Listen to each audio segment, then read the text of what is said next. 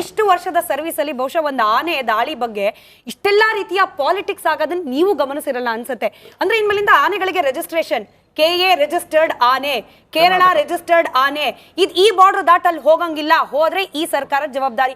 ಯಾವ ತರ ಕೇಳಿದ್ರ ಸರ್ ನಿಮ್ ಲೈಫ್ ಅಲ್ಲಿ ಈ ತರ? ಅಂದ್ರೆ with all due respect, Rahul Gandhi ಅವರಿಗೆ ಈ ರೀತಿ ಇನೋವೇಟಿವ್ ಐಡಿಯಾ ಅವ್ರಿಗೆ ಬರುತ್ತೆ ಅಥವಾ ಯಾರು PR ಇದಾರೆ? ನನಗೆ ಡೌಟ್ ಅಲ್ಲ. ಇಲ್ಲಿ ಏನಾಗತ್ತಂದ್ರೆ ನಮ್ದೊಂದು ಆನೆ ತಣ್ಣೀರ್ ಅಂಬಿಟ್ಟು ಆನೆ, ಇದು ಬೇಲೂರಿಂದ ಹಿಡ್ಕೊಂಡ್ಬಂದು ಮೂಳೆ ಒಲೆಗೆ ಬಿಡ್ತಾರೆ. ಮೂಳೆ ಒಲೆಯಿಂದ ಅದು ರೇಡಿಯೋ ಕಾಲರ್ಡ್ ಎಲಿಫೆಂಟು ಮಾನಂತವಾಡಿಗೆ ಹೋಗುತ್ತೆ.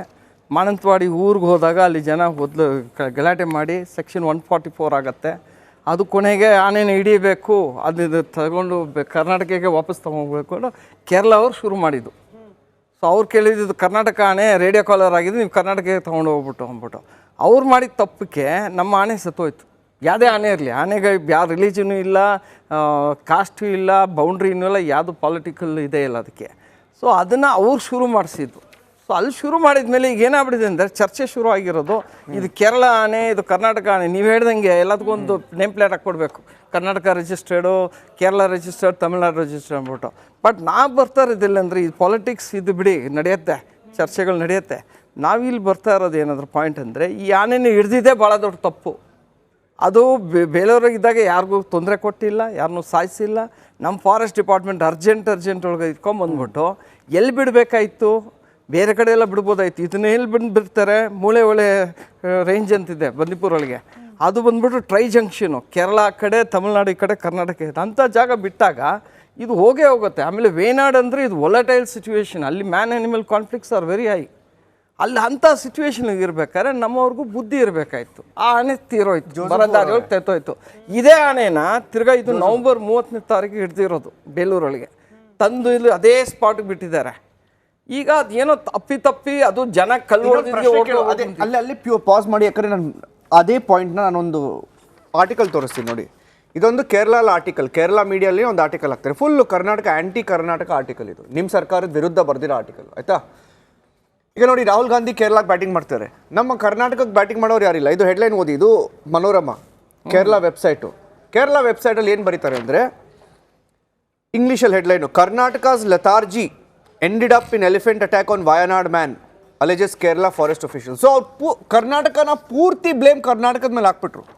ನನ್ನ ಪ್ರಶ್ನೆ, ಈಗ ಈ ಆರ್ಟಿಕಲ್ ಓದ್ತಿದ್ದೆ, ಏನಿದೆ ಈ ಆರ್ಟಿಕಲ್ ಅಂತ ಜಸ್ಟ್ ಒಂದು ಇಂಟ್ರೆಸ್ಟ್ ಇತ್ತು, ಜಸ್ಟ್ ಓದ್ತಿದ್ದೆ. ಏನು ಹೇಳ್ತಾರೆ ಗೊತ್ತಾ ಅವರು ಹಾಕೋ ಆರೋಪ ಏನಂದರೆ, ಈಗ ನಮ್ಮ ಅರಣ್ಯ ಇಲಾಖೆ ಈ ಕಾಡಾನೆ ಪಶುಗಳು ಏನೇನಿದೆಯೋ ಎಲ್ಲ ಬೇಕಂತ ನಮ್ಮವರು ಹೋಗಿ ಇಂಟೀರಿಯರ್ ಪಾರ್ಟಲ್ಲಿ ಕರ್ಕೊಂಡೋಗಿ ಸಮಸ್ಯೆ ಯಾವ ಪ್ರಾಣಿಗಳು ಸಮಸ್ಯೆ ಕೊಡ್ತಾವೋ ಅದನ್ನು ಕೇರಳ ಹತ್ರ ಬೇಕಂತ ನಾವು ಹೋಗಿ ಬಾರ್ಡರ್ ಏರಿಯಲ್ಲಿ ಬಿಡ್ತಿದ್ದೀವಂತೆ. ನಿಜಾನ ಅದು?